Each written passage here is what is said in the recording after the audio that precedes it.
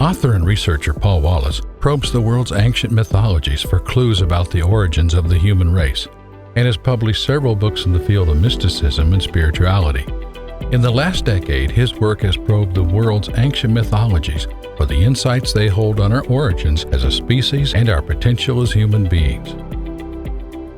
Paul's work in church ministry has included training pastors in the interpretation of biblical texts, working as a troubleshooter for communities of faith, and serving as an archdeacon in the Anglican Church in Australia. His background as a senior churchman makes it all the more surprising that Paul's latest book argues that human origins lie in our prehistoric contact with extraterrestrial species. Go to www.paulanthonywallis.com for information about Paul and his books.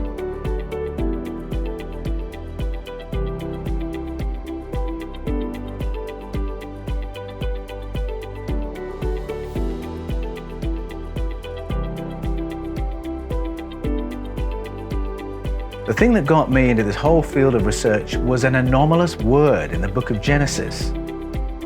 Genesis uses two words for God. One is Elohim and one is Yahweh or Jehovah. Now, Yahweh is the holy name given to Moses in a time centuries or millennia after all the action described in the stories of beginnings.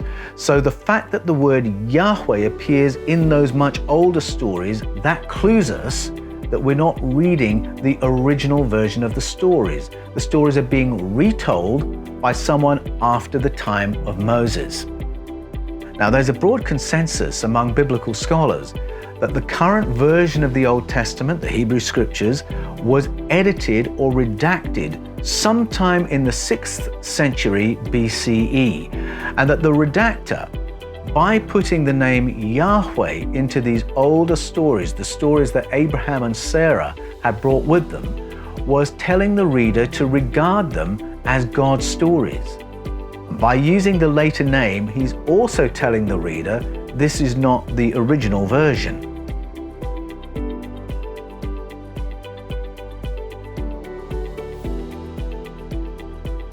They were Elohim stories.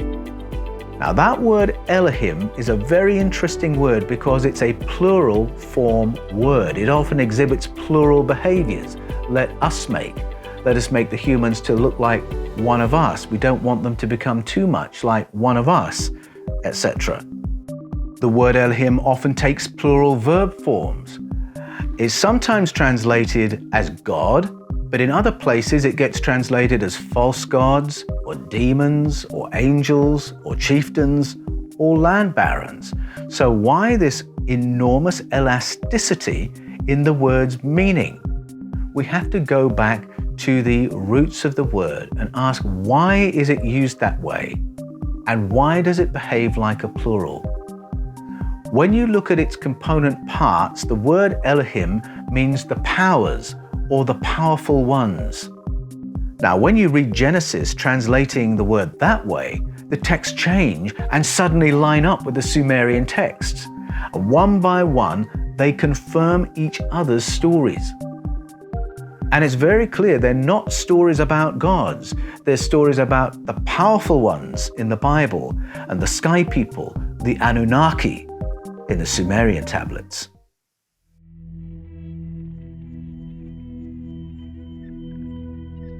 They were full of fascinating parallels, stories that occurred there that were uncannily similar to all the stories of beginnings of the Bible. Stories like Adam and Eve, the fall, Cain and Abel, the flood, the limiting of human life, the event at the Tower of Babel.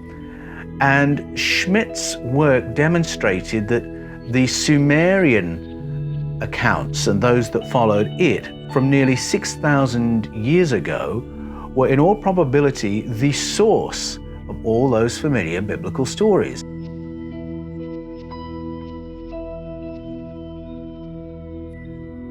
Judaism and Christianity both find their roots in the story of a Sumerian family, the family of Abraham and Sarah.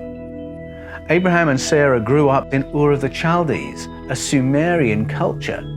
And so when they emigrated from there it's hardly surprising that they would carry with them all the stories of beginnings that they had grown up with and sow them into the foundations of what was to become their culture, their religion, and their Bible.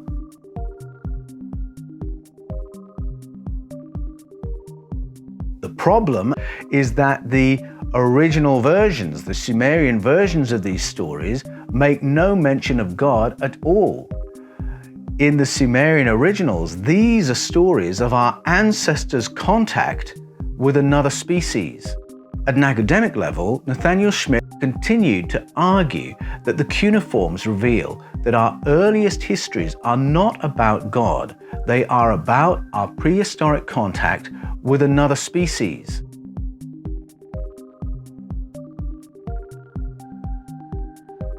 Some writers in the field reject Sitchin's translation of the word Anunnaki, and they would contend that the word's usage tells us that it simply means nobility or royalty, the rulers. I'm not persuaded by that. It's not that that's not true, it's just a very partial answer. It's a very lazy explanation. It simply doesn't ask enough questions.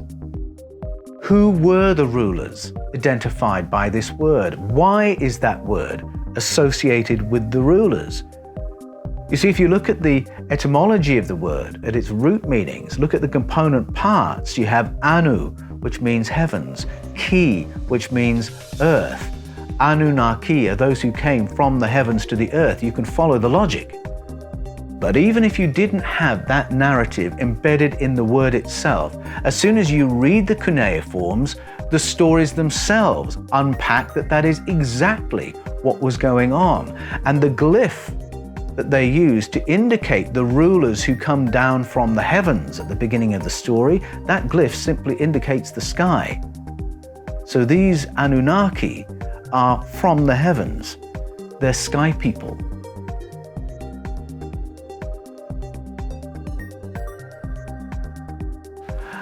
As we go further back on the timeline, the King's List starts running with some odd-looking information. And out of the blue, we read of a dynasty lasting 24,510 years, 3 months and 3.5 days. Now that precision absolutely befits Sumerian culture because it's from the Sumerian systems and ideas that we get 360 degrees in a circle, 60 seconds in a minute, 60 minutes in an hour. So the precision doesn't surprise us.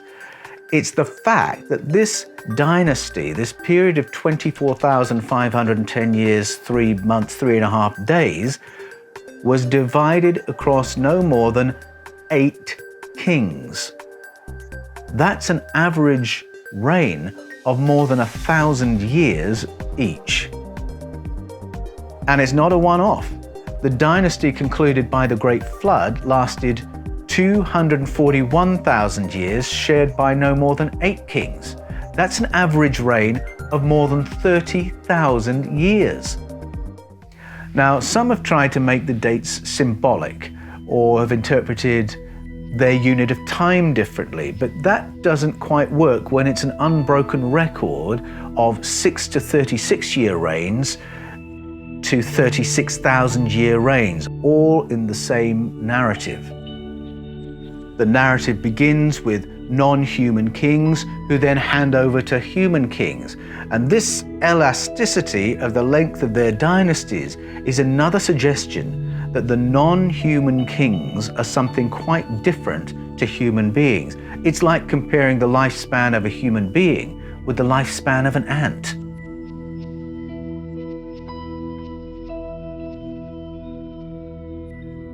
Cultural knowledge is often lost in times of invasion and colonization, and it's often done quite deliberately.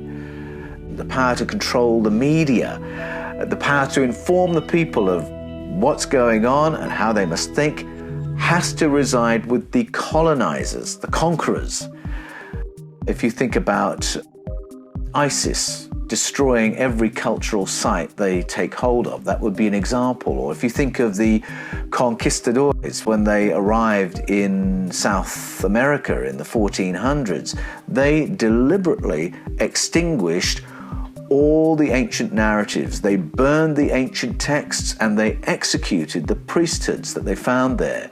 So there's a very, very deliberate extinguishing of previous knowledge, the knowledge of previous civilizations, and that is how ancient knowledge gets lost.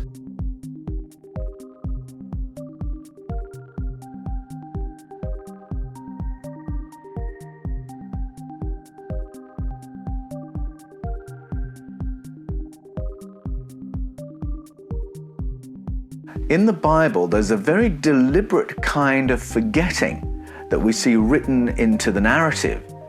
The Ten Commandments famously begins with a command to serve no other Elohim, no other powerful ones, serve only Yahweh. And then follows an instruction not to depict anything they've seen on earth or in the heavens. So don't serve them, don't bow down to them, don't even depict them. The memory of these other entities has to be excised absolutely. And then in the book of Joshua, we're told that Joshua, who's the successor to Moses, calls upon the Hebrew people to never again serve the powerful ones of Abraham and Sarah's ancestral culture, and that's the culture of the Sumerians. Do not serve the powerful ones of your Sumerian heritage or the powerful ones of Egypt. Again, there's this forgetting being enforced. The memory of higher beings, what the Sumerians indicated as sky people, had to be written out of the story.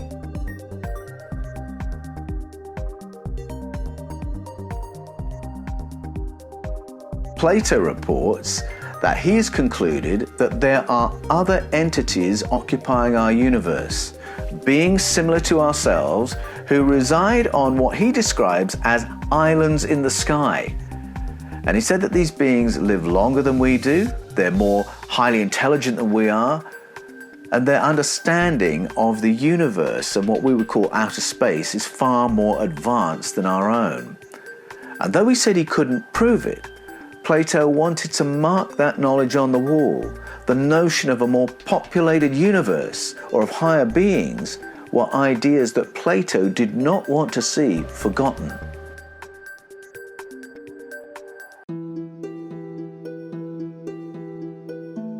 When Plato referred to the knowledge of higher beings, he appeals to the lost canon of ancient Egyptian memory. In 381 AD, the Roman Emperor Theodosius, in an amazingly ambitious attempt to control the thinking of every subject in the empire, passed a law to ban all pagan religion. And what that meant was that every ancestral memory, every ancient narrative, every indigenous mythology had to be extinguished.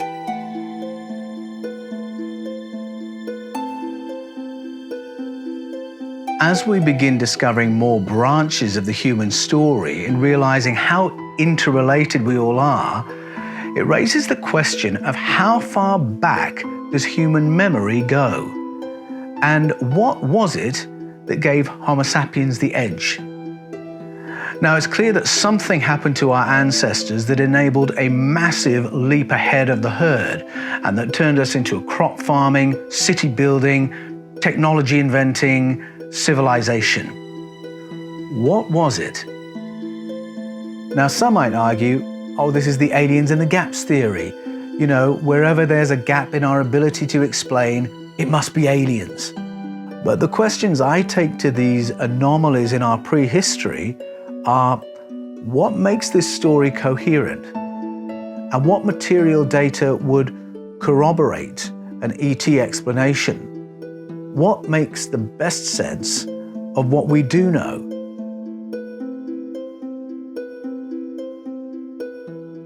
Vladimir Sherbak and Maxim Akulov have produced findings, solid data in our genetic code, patterns that point to intelligent external intervention in our DNA, in our very design as human beings.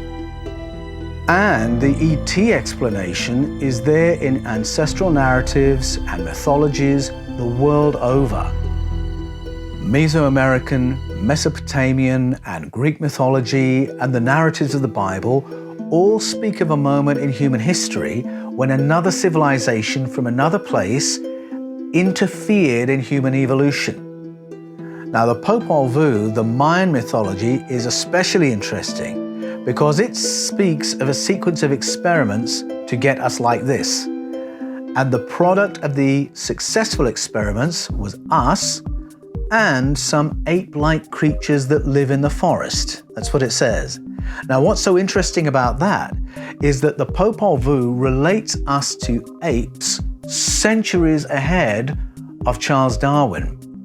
And it's not that we're descended from apes in the Mayan story. The Popol Vuh says that we and these forest-dwelling apes were engineered from a shared ancestor.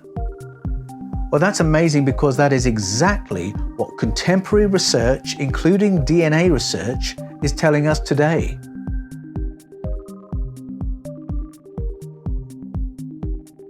In my book, Escaping from Eden, I argue that that same narrative of intervention by another civilization is actually embedded in the texts of Genesis when we drill down into the translation of those ancient texts.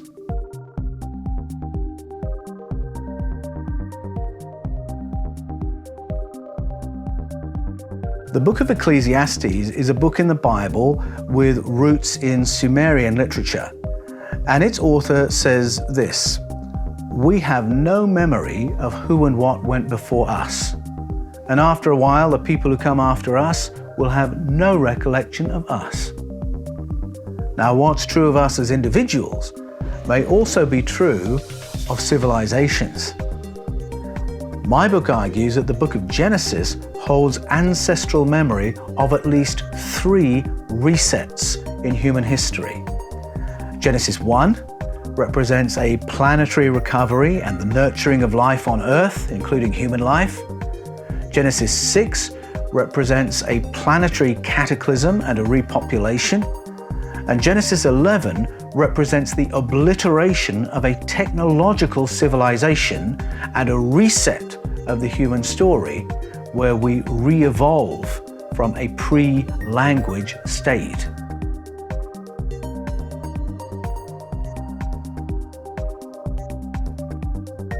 The presence of prehistoric gold mines in southern Africa certainly raises the question of who was here in the prehistoric past. Who wanted those minerals and who did the actual mining? If the mines really are 200,000 years old, as some researchers are arguing, then our ancestors, Homo sapiens, were here at that time. Not yet smart enough to work out how to farm, but smart enough to work in someone else's mine. Now, there's a connection between our early ancestors and mining that's actually hinted at in the book of Genesis. The text introduces us to Eden as a place where the humans lived in their earliest iteration. In other words, this is the point in the story before they have been upgraded with a higher intelligence. Meanwhile, the text informs us that just near Eden are some key mineral deposits, including gold. And then we're told that the overlords, the Elohim, the powerful ones, put the humans to work. Now, who was interested in those minerals? Not the humans. And exactly what work were our ancestors put to?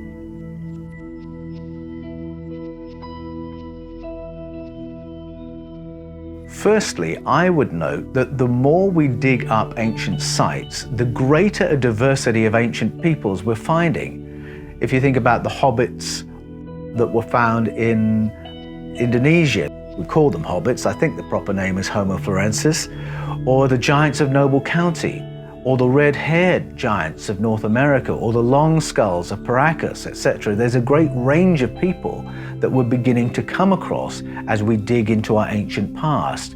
So how would we know if we found an Anunnaki? Well, one obvious possibility is by DNA testing. if Gilgamesh really was a human Anunnaki hybrid, then all we have to do is find the royal tomb and DNA test him. Well, I believe that's exactly what happened in Iraq in 2003. A team went in protected by American troops at the beginning of the 2003 Iraq invasion and found Gilgamesh's tomb. Fassbinder spoke to the BBC. You can go on his website, you can read all about it. Now, the official story is that having located the probable tomb site 16 years ago, we decided not to investigate any further. Similarly, in 1927, the British archaeologist Leonard Woolley discovered a person known as Queen Puabi.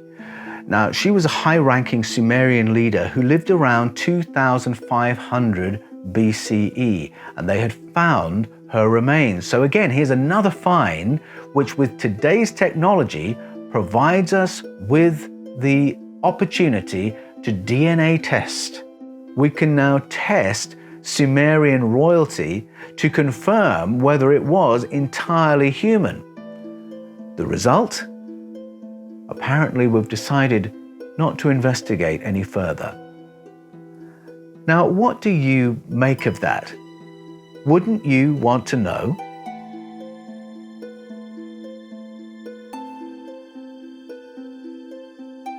Our ancestral narratives all speak of higher consciousness being downgraded in our prehistoric past. And to my mind, that raises the possibility that our cognitive abilities can be upgraded and our consciousness can be heightened. Our mythologies speak of our perceptual field being limited. Now, to my mind, that suggests we might be able to expand it. What if we de-engineered all our neurological slave settings and start working for one another instead of those above us, and allowed ourselves to live freer, less fearful lives? What would that look like?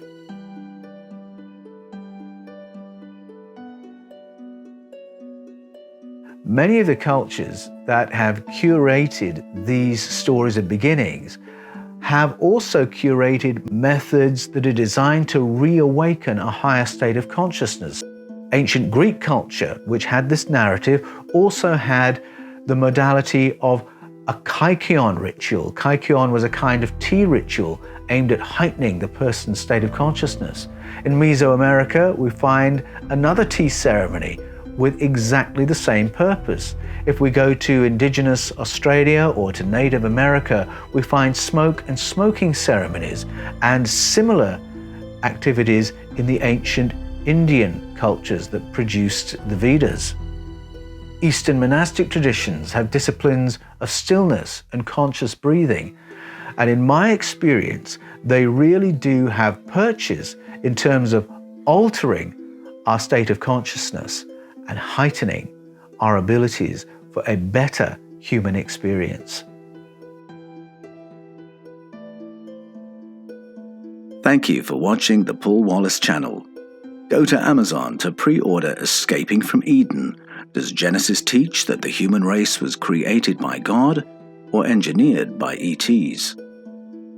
Endorsed by George Norrie and Sean Stone, Escaping from Eden is available now for pre-order at Amazon.com.